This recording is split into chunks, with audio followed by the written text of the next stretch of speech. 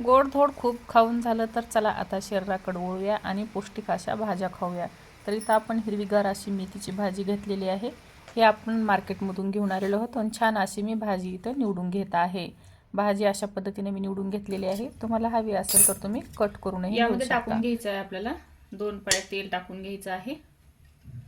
पण एकच गड्डी बनवणार आहोत भाजीची.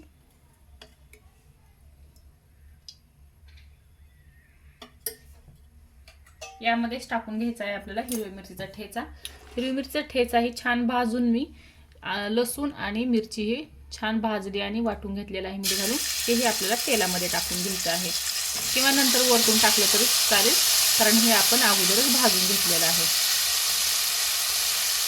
लसणाच्या पाकळ्या थोड्याशा आपल्याला जास्त घालायच्या आहेत, जेणेकरून आपल्या भाजीची टेस्ट खूप सुंदर आणि छान लागेल. बघा असं आपल्याला थोडंसं भाजून घ्यायचं आहे. जर तुम्ही कच्चंही वाटून टाकलं तरी चालेल मिरची आणि लसणाच्या पाकळ्या, पण हे तुम्हाला असं तेलामध्ये कच्चं जर वाटलं तर परतून घ्यायला लागेल. ते आपण भाजून घेतलेलं आहे तरी पण मी परतून घेतलेलं आहे.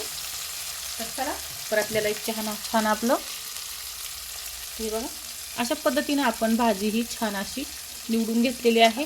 तुम्ही कापून घेतली तरी चालेल, पण मी हाताच्या साहाय्याने अशी निवडून घेतलेली आहे. तर ही भाजी आपण छान अशी धुवून चाळणीमध्ये सुकण्यासाठी ठेवली होती. तर ही भाजी आता आपल्याला यामध्ये टाकून घ्यायची आहे.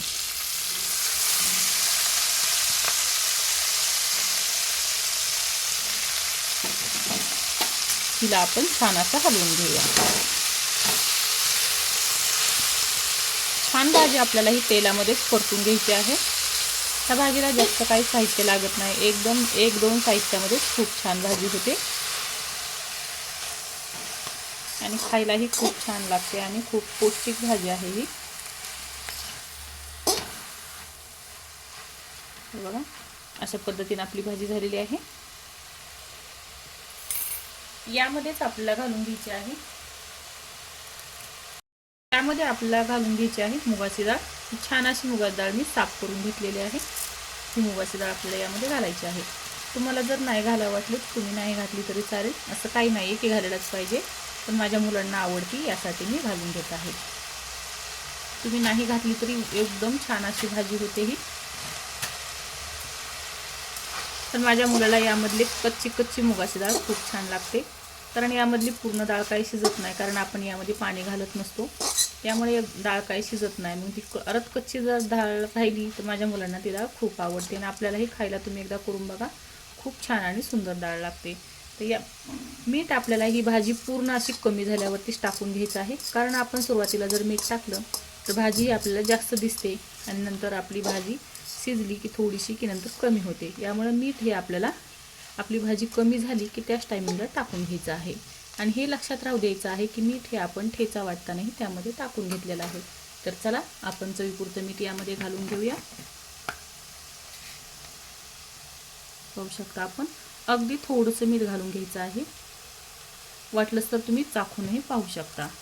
जर आणि वाटलं तर तुम्ही घालून घ्या, बरोबर असलं तर नका घालू. बघा आपली भाजी ही छान अशी आपण हलवून घेतलेली आहे. या भाजीमध्ये आपल्याला अगदी थोडंसं शेंगदाण्याचं कूट घालून घ्यायचं आहे, 1 चम्मच. शेंगदाण्याचं कूट हे छान आपण शेंगदाणे भाजून घेतलेले आहेत, खरपूस होईपर्यंत भाजून घेतले आणि ते मिक्सरला छान असे वाटून घेतलेले आहेत. ते शेंगदाण्याचं कूट आपल्याला 1 चम्मच हे टाकून घ्यायचं आहे. तुम्ही पाहू शकता अशा पद्धतीने मी शेंगदाण्याचं कूट हे वाटून घेतलेलं आहे. तुम्ही नाही टाकलं शेंगदाण्याचं कूट तरी चालेल, स्किप केलं तरी चालेल, असं काही नाही की घातलंच पाहिजे. यालाही छान असं आपण हलवून घेऊया. अशा पद्धतीने जर तुम्ही भाजी केली तर वारंवार तुम्ही भाजी नक्कीच करून खाल, कारण ही भाजी खूप टेस्टी लागते आणि खूपच सुंदर लागते. तोंडाची चव जर वाढवायची असेल तर ही भाजी तुम्ही नक्कीच करून पहा. तर ही भाजीला आपल्या छान अशी झालेली आहे. अगदी 1 ते 2 चम्मच आपल्याला पाणी टाकून घ्यायचं आहे. जास्त पाणी यामध्ये आपल्याला घालायचं नाही आहे, नाहीतर आपली भाजी ही पांचट आणि पातळ होऊन जाईल.